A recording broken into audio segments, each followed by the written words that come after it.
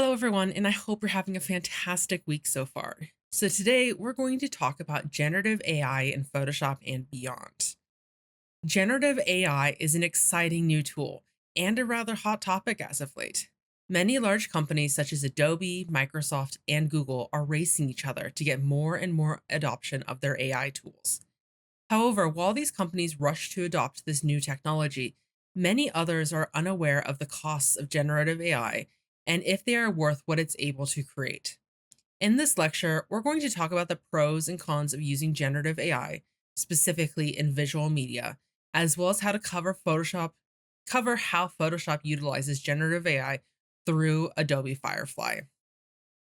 First, let's download our example photo for this lesson, Majestic Cumulus Cloud Formation by CalFOM. Open up this image in Photoshop. So there are three main uses of generative AI within Photoshop: the Generative Fill tool, the Generate Image tool, and the Remove tool. Two of these are available within the contextual taskbar when you create a selection: Generative Fill and Remove. Generative Fill allows you to type in a prompt and then tries to seamlessly fill the selection with a generated image it believes fits your prompt. Photoshop uses Adobe's proprietary generative AI model, Firefly, and is an example of text to image generative AI. Let's give it a try. Make a simple selection somewhere within the image using the rectangular marquee tool. Then click Generative Fill in the contextual taskbar. This will create a text input field within the contextual taskbar where you can type in your prompt. Let's see if we can change this image of clouds to include an image of birds flying through clouds. In the prompt input, I'm going to type birds and see what generates. For me, Photoshop created a single bird. Over in the Properties panel above the Layers panel, you can now see the generative layer properties. This includes your prompt input, the generative AI model selection, a reference image selection, which is optional, and then also some buttons to generate a new image based on the prompt, and a small selection of variations on the prompt. Looking at what we got, I feel that maybe birds was a little too vague for the generative AI model to know what I meant, so I will change the prompt to read 3 birds. However, this time it generates a flock of 4 birds. Going through the variations, though, I find that the other two have only 3 birds, so I will swap to one of those. By refining our prompt and checking variations, we can generate an image that likely works well for the idea of birds flying through clouds. Keep in mind that each generation via Generative Fill and Generate Image costs generative image credits. While your student subscription to Creative Cloud covers image credits for this class, if you get your own subscription, you'll have to keep in mind any limitations there might be in place. Now, maybe I like how the lower clouds look, but the upper half is a bit much for me. I'm going to turn off visibility of my birds layer, select the base background layer, and then use the lasso selection tool to select the upper portion of clouds. Once selected, I'm going to click Remove from the contextual taskbar. I'm expecting to see those clouds replaced with the same dark blue of the sky above. But instead, Photoshop just generates different clouds. Maybe my selection was a bit too broad.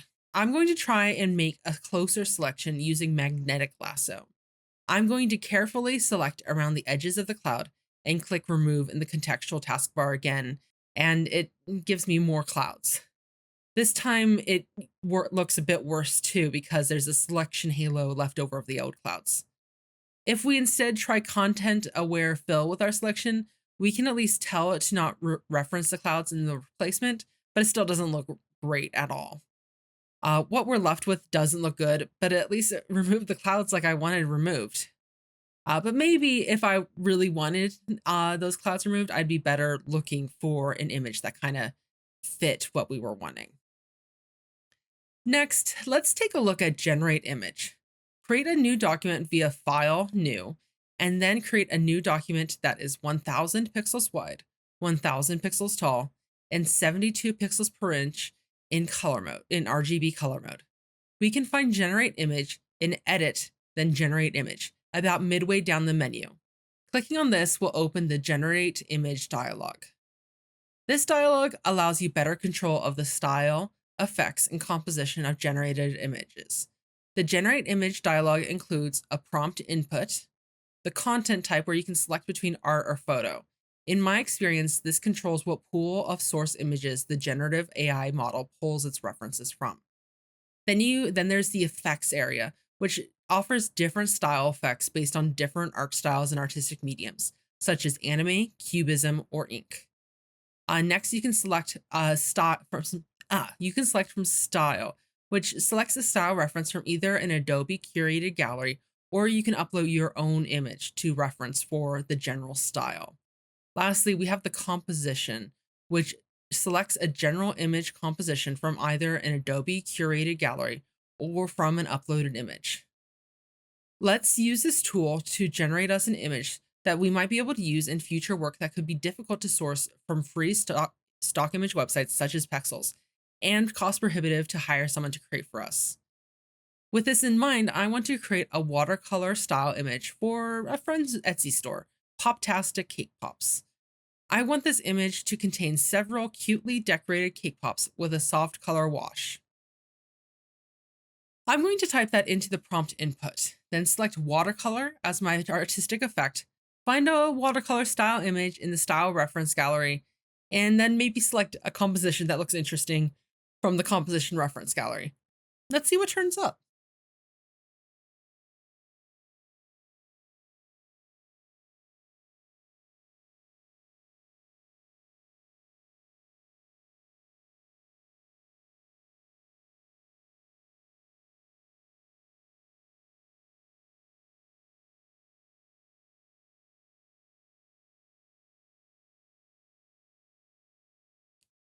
This isn't bad, and it captures the general essence of what I'm looking for. However, keen eyes will notice some irregularities. There may be some sticks without pops and pops without stick for one, and some of the cake pops might have a little chocolate underneath the pop, but they kind of look a little bit like balloon knots sometimes. Some of the logic of the placement of sticks looks a little bit weird too. Looking through some of the variations shows some similar little weirdnesses. One of the variations has several cake pops that look like macarons, and one stick has a cake pop on either end. Another has colorful straws sticking up out of the cake pops. The examples I'm showing you in the video might have different ones, but I hope you kind of get that sometimes it makes weird decisions that don't quite make sense. So let's talk about the obvious costs of generative AI, which is that generative AI is created by corporations, and those corporations need profit for their shareholders to be satisfied with their investment into this new technology. Since the introduction of ChatGPT in 2022 brought generative AI into the mainstream, the companies responsible for the creation of the various generative AI models have been looking for a way to make them profitable. Some companies, like Adobe, now offer something akin to generative credits, where a subscription to their service gives you a certain amount of credits you can use on generating images or video. For a Firefly standard subscription, which only includes generative credits and access to Firefly through your browser, but no Creative Cloud applications, you start at $10 a month for 2,000 generative credits. By default, a basic image generation like we've done in this lesson costs 1 generative credit. Generating videos costs more credits, as do generating images or videos using newer or different generative AI models. Other generative AI models are starting to introduce or increase pricing for users to display that they can generate a profit. Whether they can or not is yet to be seen. But what cost is there outside the obvious monetary cost? Well, generative AI runs off of computers. Computers require a good bit of two things: power and water. Power to keep running, and water to keep from overheating. Generative AI data centers, which have thousands of computers, consume a surprisingly high amount of both. In West Des Moines in Iowa, an OpenAI data center cluster was using about 6% of the district's water back in 2022. It's not public information as to what the water consumption is in 2026, but it's likely more given to the growing adoption of OpenAI's ChatGPT in the years since 2022. When Google and Microsoft were developing their generative AI models, Copilot and Gemini, their water consumption increased by 20% for Microsoft and 34% for Google. Again, there's no public data for what that water consumption might be now that those models are out and in widespread use by both individuals and companies. Worldwide, generative AI data centers consumed 415 terawatt hours in 2024, which puts it above the total energy consumed by entire countries like Mexico, the United Kingdom, or Australia. This is important information, especially for those of us who live in the greater Phoenix area. Phoenix is one of the key hotspots for data center construction due to our comparatively low real estate pricing and lack of natural disasters. In 2023, Phoenix saw data center energy usage at above 460 megawatts. Only 1 megawatt can power over 200 residential homes. So, what does all of this mean? There is plenty more to the conversation regarding generative AI.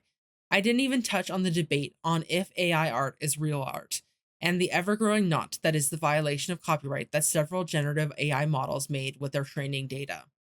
I'm not here to tell anyone to use or not use generative AI for school, for work, or for anything you want. I simply want you to be aware of what generative AI does and the cost of what it does, so you can make an informed choice. So for your assignment, you have two options.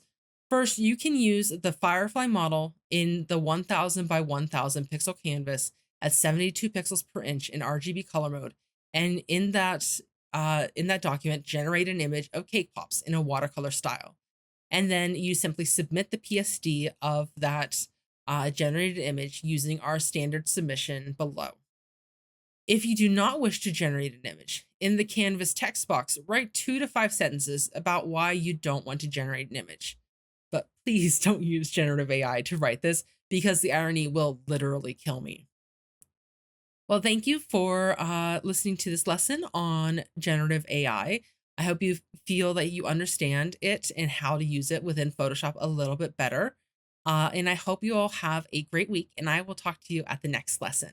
Goodbye.